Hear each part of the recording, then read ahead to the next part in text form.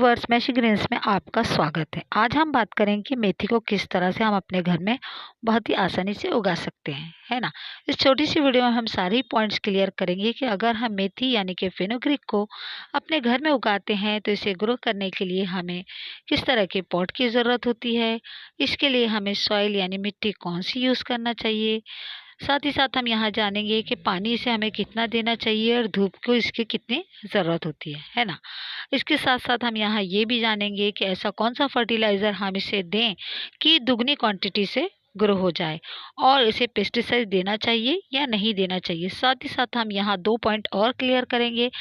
एक तो ये कि इसे किस तरह से हम इसके सीड्स हम किस तरह से कलेक्ट कर सकते हैं, इसकी प्रोपगेशन के बारे में, और साथ ही साथ जानेंगे इसके हेल्थ बेनिफिट्स भी, है ना। तो चलिए सबसे पहले जानते हैं कि मेथी को हम किन किन तरीक़ों से ग्रो कर सकते हैं। तो देखिए, सबसे पहला तरीक़ा तो ये है कि हम इसे सॉइल यानी मिट्टी में ग्रो कर सकते हैं, जो कि बहुत ही कॉमन मेथड है। उसके बाद दूसरे नंबर पर आता है हम इसे रेत यानी सैंड में आराम से इसे ग्रो कर सकते हैं। और तीसरा जो आजकल बहुत चलन में मेथड है वो है हाइड्रोपोनिक तरीका। हाइड्रोपोनिक फार्मिंग ये होती है कि जिसमें हम पानी के ज़रिए खेती करते हैं। तो चलिए सबसे पहले बात करते हैं कि पॉट की, कि अगर हम मेथी को अपने घर में ग्रो करें तो किस तरह के पॉट की ज़रूरत होती है। तो मेथी जो है बहुत ही इजी टू ग्रो प्लांट है। हम इसे किसी भी तरह के पॉट में यूज़ कर सकते हैं, किसी भी तरह का पॉट यूज़ कर सकते हैं, चाहे छोटा गमला हो, बड़ा गमला हो, इवन हम इसे एक छोटे से कप में भी उगा सकते हैं। लेकिन सिर्फ हमें ये ध्यान रखना है कि पॉट जितना चौड़ा होगा हमारा पौधा या हमारे जो प्लांट्स है उतनी ही अच्छी तरह से ग्रो होंगे। लेकिन इसे हम जितना बड़ा पॉट लेंगे, लेकिन ज़्यादा गहराई का हम इसमें नहीं ले सकते, क्योंकि इसकी जो जड़ें होती है, रूट्स होती है, बहुत ही शैलो होती है। चाहे तो आप इसे प्लास्टिक के ट्रे में भी आराम से उगा सकते हैं। वैसे आप चाहे सीमेंट का पॉट इस्तेमाल करें, सेरामिक का, किसी भी तरह का, लेकिन मिट्टी का पॉट इसके लिए सबसे बेस्ट होता है, क्योंकि मिट्टी के पॉट में पोर्स होते हैं, सुराख होते हैं, जो हवा के एरेशन को अंदर बाहर करते हैं, तो पौधा अच्छी तरह से पनपता है, ग्रो होता है। और हम यहाँ मिट्टी की बजाय हम किसी भी तरह का पॉट यूज़ कर सकते हैं, है ना। चलिए अब बात करते हैं सॉइल की, कि मेथी को उगाने के लिए किस तरह की सॉइल यानी मिट्टी की ज़रूरत होती है। तो मिट्टी जिस तरह से हमने बताया कि बहुत ही इजी टू ग्रो प्लांट है, किसी भी तरह की सिंपल गार्डन सॉइल में ये आराम से ग्रो हो जाता है, सीडलिंग हो जाती है। आप चाहे तो उसमें थोड़ी सी रेत मिला सकते हैं या कोकोपीट मिला सकते हैं, ताकि पानी जो है इसमें ठहरे नहीं और आसानी से निकल जाए, है ना। तो आप सिंपल गार्डन सॉइल में आप इसे ग्रो कर सकते हैं, है ना। चलिए अब बात करते हैं पानी की, कि इस पौधे को किस तरह का पानी देना चाहिए। तो देखो, जब हम इसकी सीडलिंग होने तक, सबसे पहले जब हम इसको मिट्टी में बोते हैं, तो बोने के बाद हम इस पे पानी का छिड़काव करना चाहिए, और फिर उसे 2 से 3 दिन के लिए ऐसे ही ड्राई होने के लिए छोड़ देना चाहिए। जब पौधा स्प्राउटिंग होने लगे, उसमें सीडिंग होने लगे, उसके बाद हम इसे डेली पानी दे सकते हैं, लेकिन पानी उतना ही दे कि हल्की सी मिट्टी नम हो जाए। ज़्यादा पानी नहीं देना चाहिए। ज़्यादा पानी देंगे तो पौधा जो है वो लैगी हो जाएगा, रूट रॉट्स की प्रॉब्लम हो जाएंगी, जड़ें सड़ने गलने लग जाएंगी और पौधा हमारा मर जाएगा, है ना।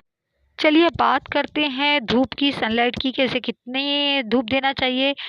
तो इसे बहुत ही माइल्ड धूप की ज़रूरत होती है। जितनी कम धूप रहेगी तो उसमें ये बहुत ही अच्छी तरह से फलता फूलता है। लेकिन इसे शेडी एरिया में बिल्कुल नहीं रखना चाहिए। डार्कनेस में तो ये बिल्कुल भी ग्रो नहीं होता। अगर आपके यहाँ का टेम्परेचर 40 डिग्री से ऊपर चल रहा हो तो आपको इसे ग्रीन नेट के नीचे रखना होगा, है ना। वैसे जनरली इसे 20 से 25 डिग्री अगर सेंटीग्रेड टेम्परेचर हो तो अच्छे से फलता फूलता है, और 15 डिग्री टेम्परेचर पर तो इस पर बाहर आ जाती है। इसीलिए जनरली मेथी जो होती है वो सर्दियों के दिन में बहुत ही अच्छी तरह से ग्रो होती है ना। जिस तरह से अभी आप देख रहे हैं मेरे सारे प्लांट, अभी ठंडी का मौसम है, टेम्परेचर बहुत ही कम चल रहा है, 10-11 टेम्परेचर पर हमारे महाराष्ट्र में चल रहा है।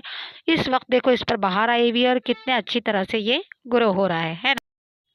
चलिए अब बात करते हैं फर्टिलाइज़र की। तो इसे तो ऐसे कुछ ख़ास फर्टिलाइज़ करने की ज़रूरत नहीं होती है, लेकिन फिर भी अगर हम चाहते हैं हमारा जो प्लांट है वो दुगनी तेज़ी से बढ़े, तो हमें क्या करना है कि नींबू के छिलकों की इसे फर्टिलाइज़ करना है। नींबू के छिलके जो हम नींबू यूज़ कर लेते हैं, उसके बारीक बारीक टुकड़े करके हमें इसके अंदर मिट्टी में धीरे से ऐसे करके डाल देना है ना। उसके साथ साथ हमें देना है, अगर तो हम इसे चाय पत्ती का पानी भी दे सकते हैं।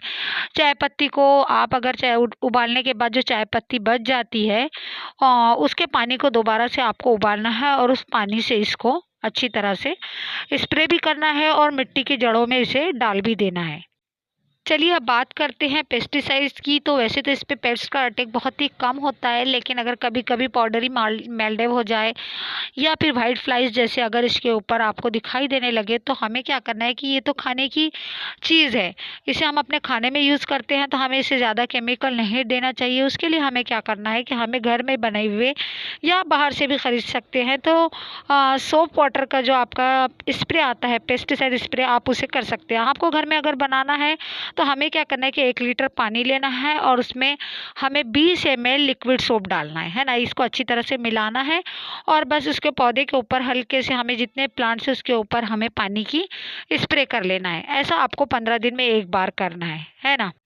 चलिए अब बात करते हैं इनके सीड्स कलेक्शन की। तो मेथी के सीड्स हासिल करना बहुत ही आसान है, बस थोड़े से पेशेंस की ज़रूरत है, थोड़ा सा हमें सब्र रखना है, तब हम आराम से इसके सीड्स भी कलेक्ट कर सकते हैं। उसके लिए हमें क्या करना है कि जब हमें ऐसा लगे कि हमें इसके सीड्स निकालना है, तो तब हमें पौधे को इसी तरह से मैच्योर होने के लिए छोड़ देना पड़ता है। 2-3 हफ्तों बाद इसमें येलो कलर के छोटे-छोटे खूबसूरत फूल खिलने लगते हैं और 15 से 20 दिन के बाद ये फूल धीरे-धीरे करके सूख जाते हैं और इनमें मेथी की फलियाँ लगने लगती है ना?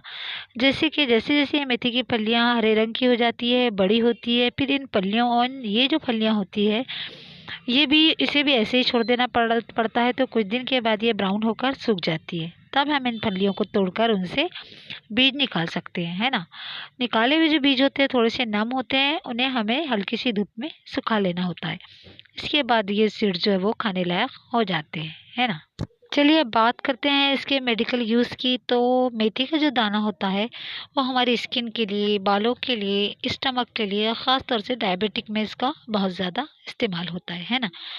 ये अगर हम स्किन के लिए इस्तेमाल करें तो ये हमारी स्किन को सॉफ्ट और स्मूथ बनाता है, बालों को ये हमारा काला, घना और लंबा बनाता है। और अगर इसे स्टमक को लिए यूज़ करें तो हमारे स्टमक की कंडीशन को बहुत ही अच्छा करता है। साथ ही साथ ये डायबिटीज़ में शुगर लेवल को भी बहुत अच्छी तरह से कंट्रोल करता है ना? मेथी का जो दाना होता है वो अचार बनाने में भी काम आ जाता है ना? मेथी जो होती है वो कसूरी मेथी से बहुत डिफरेंस होती है, अलग होती है ना? मेथी हमारे इंडिया में उगाई जाती है, जबकि कसूरी मेथी पाकिस्तान में उगाई जाती है और वहीं से इसे इम्पोर्ट भी किया जाता है। वैसे आजकल ये हमारे हिंदुस्तान में भी उगाई जाती है ना?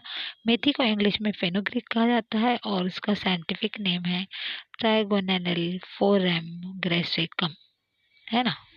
तो चलिए बस आज की वीडियो में इतना ही, मिलते हैं फिर किसी नई वीडियो के साथ। तब तक के लिए thanks for watching, God bless you, bye bye.